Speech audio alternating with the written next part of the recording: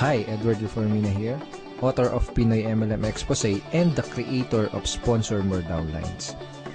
In this 3-part video training, ituturo ko sa iyo yung mga secret sponsoring strategies na nadiskubre at natutunan ko na tumutulong sa akin para makapag-sponsor ng 10 up to 23 direct downlines every single month. Ang goal ko sa video na to ay ma-share sa iyo yung mga strategies na natutunan ko and hopefully ma-apply mo din tong mga strategies na to sa business na ginagawa mo ngayon para makuha mo yung resulta na gusto mo. Ginagawa ko to dahil alam ko na madaming Pinoy networkers ang nagsistruggle o nahihirapan sa kanilang network marketing business. So sa ganitong paraan, I hope makatulong kahit paano. Ang una natin pag-usapan ay yung mga common problems na na-experience at nararanasan ng mga Pinoy networkers sa kanilang network marketing business. Una sa mga problem na yon ay yung puros hindi qualified ang mga na-invite na prospect, kaya puros rejections din ang napapala nila. So karamihan ng mga na-invite nila is mga negative, mga skeptical, kung hindi negative at skeptical, mga walang pera. So ito yung ilan sa mga reason kung bakit puros rejections yung napapala nila doon sa mga ini-invite nila.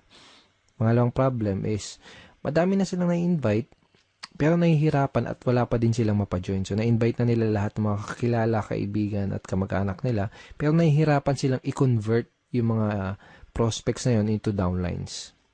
Pangatlong problem is, nauubusan sila ng panggalaw. So, yun nga, dahil nga, ang dami na nilang na-invite, tapos puros rejection, hirap sila magpasali. Ang nangyayari, mas malaki pa yung ginagastos nila kaysa dun sa kinikita nila. At kadalasan, nagkakanda utang-utang pa imbis na kumita. So, ito yung mga ilan sa mga common problems na na-experience sa mga network marketers. Actually, ito din yung mga naging problema ko nung nagsisimula pa lang ako sa network marketing business ko. So, halos araw-araw akong pumupunta sa office namin para mag-invite ng mga kakilala at kaibigan ko. And ginawa ko lahat ng mga sinabi at tinuro sa akin ng upline ko. Nag-invite ako ng kung sino-sino, namigay ako ng flyers sa kalsada, sa mga malls, na musakal, nag-house party, nagbahay-bahay, etc. etc. Pero yun nga, puros rejections yung napala ko. At yung puros rejections yung natanggap ko sa mga prospect ko kahit ang dami ko nang in-invite. Karamihan doon sa mga na-invite ko, puros negative, mga skeptical. Yung iba sinabihan ako na scam daw yung ginagawa ko. Yung iba sinabi, balikan ko na lang daw sila kapag may resulta na ako. Yung iba naman, sinabi na yung mga nauna lang kumikita dyan, kung ano-ano pa. Sa madaling salita, puros mga hindi qualified na prospects yung mga na-invite ko. So, ayun nangyari sa akin. After 4 months, isa lang yung napasali ko. Actually, itong isang napasali ko na to parang naawa lang siya sa akin kasi nga wala akong mapajoin. Parang napilitan lang siya na mag-join sa akin. And dahil nga ganun, hindi ako kumikita sa business ko, puros failures and rejection, nagkanda utang-utang ako kasi dahil syempre kailangan ng panggalaw. Okay? So, nagkanda utang-utang. And then, ang laki ng pera din na nalugi sa akin. So, umabot ng mga nasa 80,000 mahigit or more. Hindi ko na alam. Pero syempre, hindi ako basta-basta sumuko. Ang ginawa ko, naghanap ng mga solusyon doon sa mga problema ko na yon. Okay? And thank God, nakahanap naman ako ng solusyon. At pagkatapos kong mahanap yung mga solusyon na yun, pagkatapos kong makadiskubre ng mga solusyon doon sa problema ko sa business ko, ito yung ilan sa mga nangyari sa akin. I sponsored 63 direct downlines in 4 short months.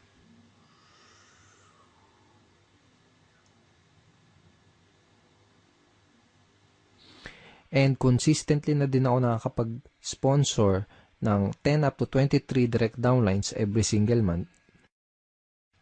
Tapos, mas mabilis ko na-build yung business ko at nagsimula akong mag-duplicate dun sa mga kagrupo ko. Okay? So, yung mga solutions na natutunan ko, yung mga solution na na-discover ko, yun yung mga pag-uusapan natin sa 3-part video training na to.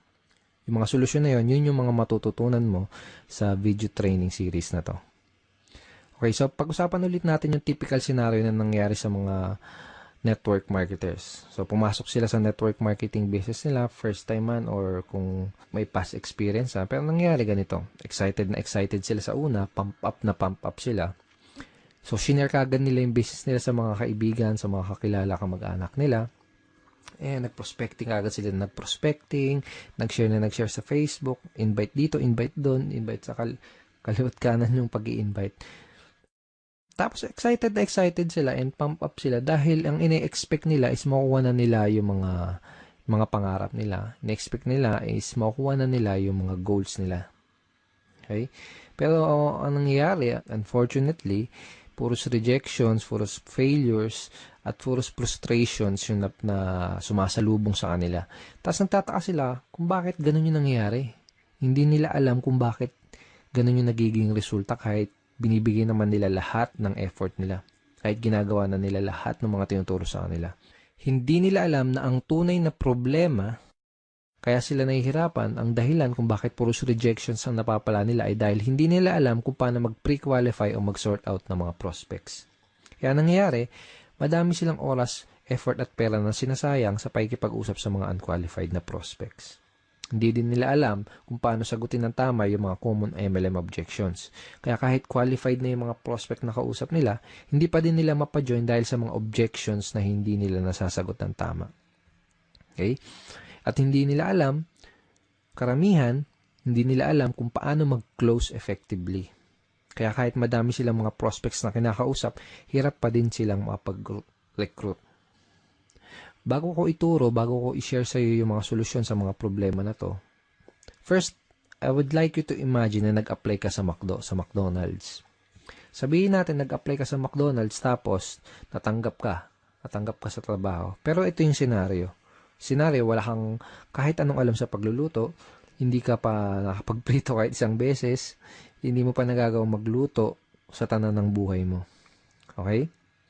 Ngayon, ito yung tanong. Kapag inutusan ka ba ng manager para pumunta doon sa kitchen para magprito ng burger patty, ang tanong is, magagawa mo ba ng tama yung trabaho mo? Yung inutos sa'yo? Malamang hindi kasi nga wala ka pang background, wala ka pang knowledge para gawin yung task na yan. Tingin mo alam mo kung kailan mo babaliktarin yung burger patty. Tingin mo alam mo kung luto na o kung hilaw pa yung burger patty na niluluto mo. Malamang hindi kasi nga wala ka pa nung idea, wala ka pa nung tamang knowledge para gawin yung trabaho na yun. So para magawa mo yung trabaho, ang gagawin nila sa totoong buhay, ang gagawin nila sa'yo dito kapag nag-apply ka pag pumasok ka sa McDo, ang gagawin nila sa'yo, bibigyan ka nila ng tamang training. Okay? Bigyan ka nila ng tamang training para magkaroon ka ng tamang knowledge. Pag meron ka na ng tamang knowledge, magkakaroon ka ng tamang skills para magawa mo ng tama yung trabaho mo. So, ganun din dito sa network marketing. Kung gusto mong magawa ng tama ang negosyo mo, kailangan mo ng tamang training at kailangan mong matutunan yung mga tamang skills. Lalo na kung first time mo pa lang sa network marketing or kung bago ka pa lang sa business mo. Ang solution dun sa mga pinag-usapan natin kaninang common network marketing problems is to acquire skills. Okay? Kasi kapag meron ka na ng mga tamang skills, tamang network marketing skills, yun yung magiging susi mo para maging successful ka sa network marketing business mo. Okay? Let's face it, kahit ano pang career at kahit ano pang business ang pasukin mo, you need to acquire skills. Kahit yung simpleng pagbabaligtad lang ng burger patty sa McDonald's, kahit yung simpleng ganung trabaho, is kailangan ng tamang skills, kailangan ng tamang training. What more pa kaya yung network marketing business mo, di ba? So, karamihan ng mga networkers parang ganito kasi nangyayari. Para silang sumusugod sa gera na wala silang dalang bala. Kumbaga, hataw sila ng hataw, araw-araw silang humahataw, kahit wala pa sila ng mga necessary skills na kailangan para magkaroon ng resulta at para magawa ng tama yung business nila. Kaya madalas na nangyayari, mas nauuna pa silang mag-quit bago pa nila matutunan yung mga tamang skills. So kung nahihirapan ka ngayon, kung nahihirapan ka makapag-sponsor, kung nahihirapan ka makapag-recruit, kung nahihirapan ka sa network marketing business mo, yun ay dahil wala ka pa nung mga kinakailangan na skills para maging effective na networker. Kung gusto mo ng resulta sa business mo, aralin mo lang ng mabuti yung mga skills na yun. Ngayon, pag-usapan natin na yung 3 solution skills to success that you need to learn. Ito na yung mga skills na kailangan mong matutunan. Ito na yung mga skills na kailangan mong ma-master kung gusto mong magkaroon ng resulta sa business mo. Okay, first skill is sorting skill. Second is objection handling. Third is closing skill. Ang una natin pag-usapan ay yung sorting. Bibigyan kita ng magandang analogy para mas mag-grasp at mas maintindihan mo na mabuti kung ano ba tong sorting. So sabihin natin may nakita kang 3 mansanas dun sa lamesa. Okay? So gusto mo kumain ng mansanas, kaya ang ginawa mo, kumuha ka ng kutsilyo, hiniwa mo sa gitna yung mansanas. Yung unang mansanas nakita mo, bulok na yung loob niya. So ang ginawa mo, hindi mo kinain. Okay? Pangalawang mansanas na hiniwa mo, nakita mo may uod yung loob. So, ang ginawa mo, hindi mo din kinain. Okay? Yung pangatlong mansanas na hiniwa mo, nakita mo okay na siya. Hinug na at pwedeng-pwede nang kainin. So, yun ang kinain mo. Yun lang yung kinain mo. So, ang ginawa mo, hindi mo kinain yung naunang 2 mansanas kasi nalaman mo kaagad na hindi sila maganda kainin tsaka baka magkasakit ka pa. Okay? Ganun yung sorting. Pwede mong i-apply to sa network marketing business mo. Pwedeng sa simula pa lang, pwedeng sa una pa lang ay malaman mo na kagad kung sino lang ba yung mga qualified dun sa lahat ng mga prospect na kinakausap mo. Para mag-i-invest ka lang ng oras, ng effort, tsaka ng pera mo doon sa mga qualified na prospect. Napaka-importante na matutunan mo ang skill na to kasi kapag marunong ka mag-sorting, hindi ka na mag-aaksaya ng oras, effort at pera para lang kausapin yung mga hindi qualified na prospects. Okay? Pag marunong ka mag-sorting, mas makakapag-save ka ng valuable time mo dahil ang mga kakausapin mo lang ay yung mga taong gustong makinig ng business presentation mo at ng mga sasabihin mo. Mas less din yung magiging rejection mo dahil masasala mo ng maigi yung mga makakausap mo at madadala mo sa opisina nyo. Ngayon, tatanungin kita, sinong mas gusto mong kausapin? Sinong mas gusto mong entertainin? Sino yung mas gusto mong dalhin sa opisina nyo? Yung mga taong walang idea sa pupuntahan nyo, yung mga negative, mga skeptical, yung mga walang pang-invest, o yung mga qualified, open-minded, at may mga desire maging successful na prospect na interesadong malaman ang opportunity mo. Okay? So, di na kailangan tanungin, di ba? You can easily sort your prospects by identifying the reason why. Madali mong masusort out yung mga prospects na kinakausap mo. Ang kailangan mo lang gawin is alamin mo kung mayroon ba silang sapat na reason why, kung ano ba yung reason why nila, kung may maganda ba silang reason why para maging part ng business mo.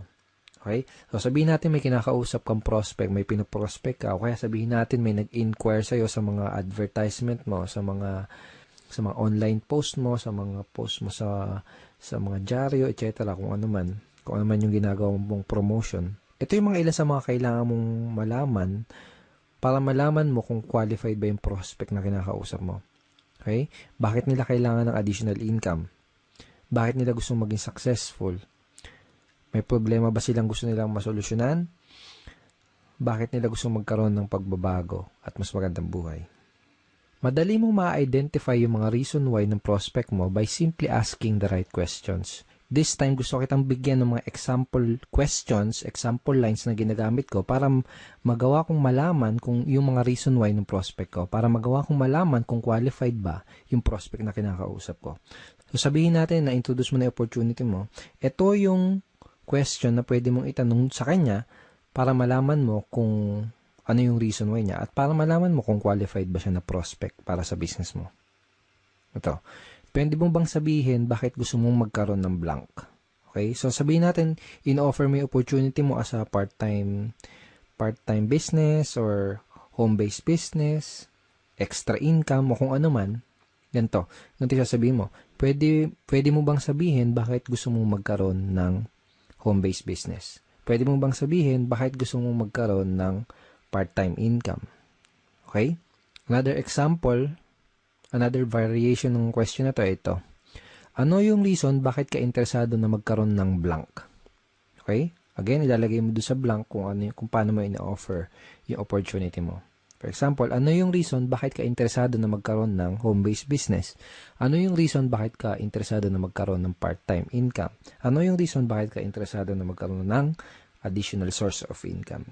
Malalaman mo kung qualified ba yung prospect na kinakausap mo base dun sa isasagot niya dito sa itatanong mo. Kapag tinanong mo sa prospect mo to, ganito yung pwedeng isagot niya sa'yo. Okay. So basically, this is a screenshot ng chat conversation ko with the prospect. Basically, may kinakausap akong prospect sa Facebook and gusto kong malaman kung qualified ba siya na prospect para sa business ko. Kaya tinanong ko, ito, bakit mo gusto magkaroon ng additional source of income? So, ang sinagot niya, first reason is family. Okay? And sinabi niya din na lumalaki na yung family ko. I have one daughter and incoming baby this May 2013. So basically, anong nangyari, sinabi niya sa akin yung reason why niya. Kung bakit niya gusto magkaroon ng additional source of income. Nalaman ko na qualified siya na prospect dahil meron siyang sapat at magandang reason why para gawin yung negosyo.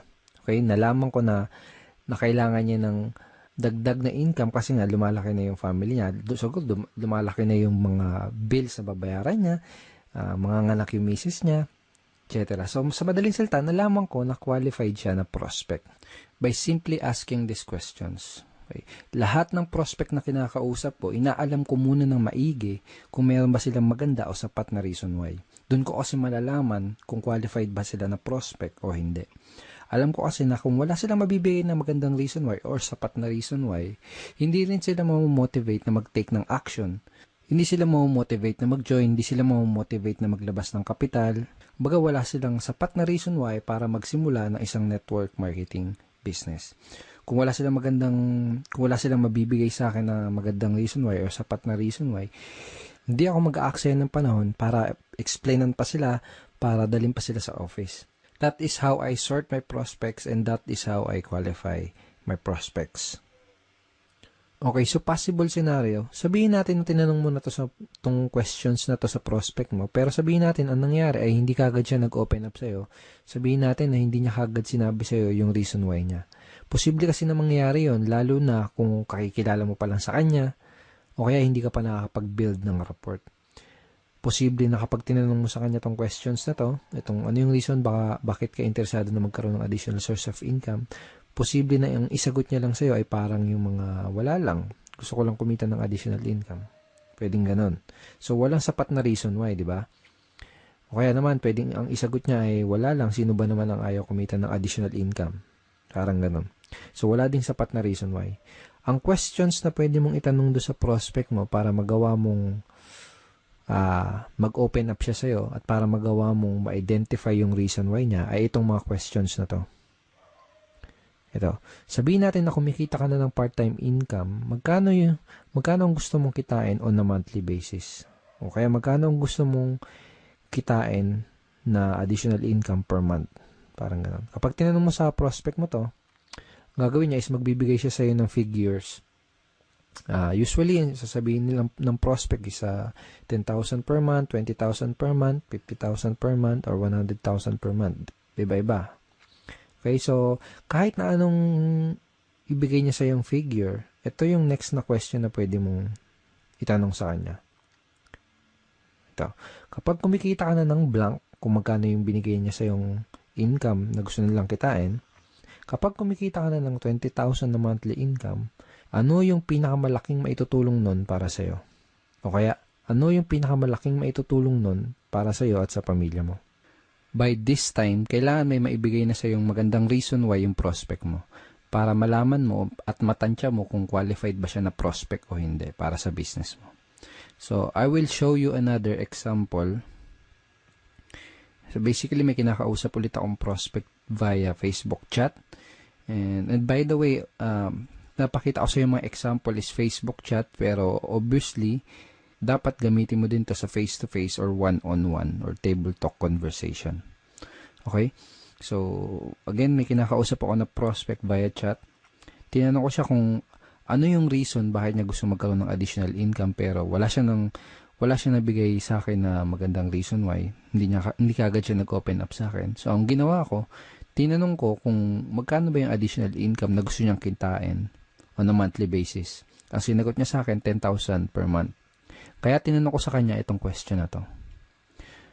Okay, sabihin natin na kumikita ka na ng 10,000 na monthly income. Ano yung pinakamalaking maitutulong nun para sa'yo? Ang sinagot niya, sa pag-aaral po, pang-araw-araw na gastos sa bahay, and sabi niya, nakikitira lang po kasi ako sa kamag-anak ko.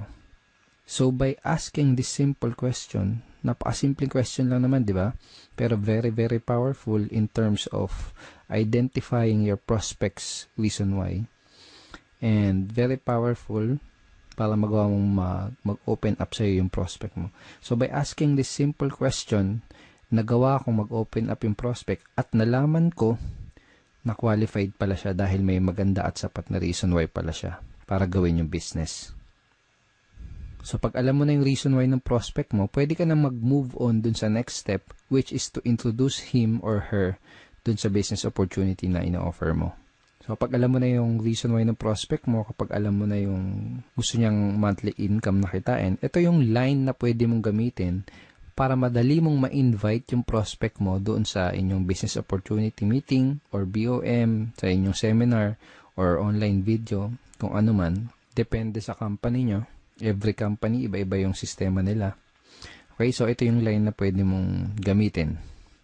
Kung may maipapakita ako sa yung paraan na pwede kang kumita ng blank per month doing part-time para their why, isisingit mo dyan yung reason why na sinabi sa'yo ng prospect mo.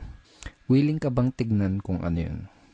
So for example, kung may mapapakita ako sa yung paraan na pwede kang kumita ng 20,000 per month na income doing part-time para magawa mong matulungan yung asawa mo sa mga gastusin nyo or para magawa mong mabayaran lahat ng mga pagkakautang nyo or para makatulong ka sa mga magulang mo, willing ka bang tignan kung ano yun? Kapag tinanong mo sa prospect mo tong question na to, ano sa tingin mo yung isasagot niya sa'yo? Tingin mo sasagutin ka niya ng hindi ako willing tignan yan? Wala akong time. Ganun ba yung sasagot niya? Most likely, ang sasagot niya sa'yo is positive answer. Ang pwedeng sagot sa'yo ng prospect mo ay tulad ng, sige, willing akong tignan kung ano yan. O kaya, mukhang okay yan ah. Ano ba yan?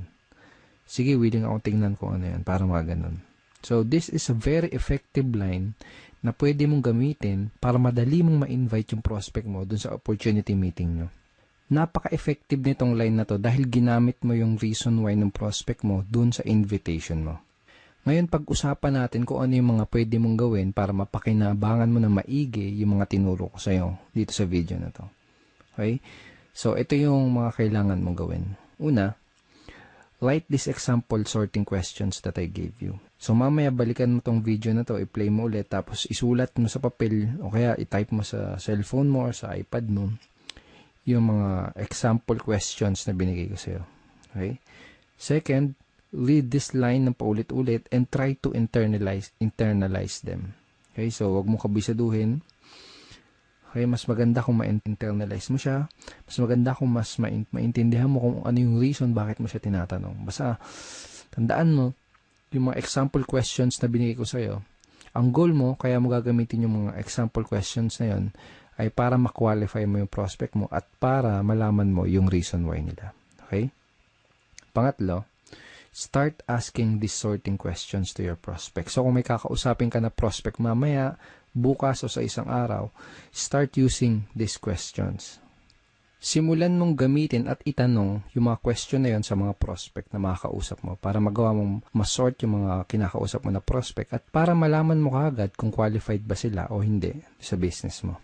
Pag ginawa mo yun, mas makakapag-save ka ng time, ng effort, tsaka ng pera mo. Okay? So, thank you so much for watching this video. I hope madami kang natutunan din sa training video number 1. In training video number 2, pag-uusapan natin na yung some of the biggest misconceptions ng mga networkers. Ito yung mga maling akala ng mga networkers na pumipigil sa kanila para magkaroon ng resulta. Pag-uusapan din natin sa training video number 2, kung paano mo sasagutin yung mga common MLM objections. Bibigyan din kita ng free PDF script na magagamit mo sa pagsagot nitong 3 objections na to. So, don't forget to check your email for training video number 2. Ipapadala ko sa iyo yung link ng video number 2 sa isang araw. Hindi bukas, sa isang araw. Okay, sa baba ng video na to, may makikita kang like and share button. Huwag mong kalilimutan na i-click yung like and huwag mo din kalilimutan na i-share tong video na to. And pwede ka rin mag-comment sa baba. Kung may gusto kong itanong, pwede mo rin i-type yon sa comment box below. And I will try my best na sagutin yung question mo. Again, thank you so much for watching this video and see you in video number 2.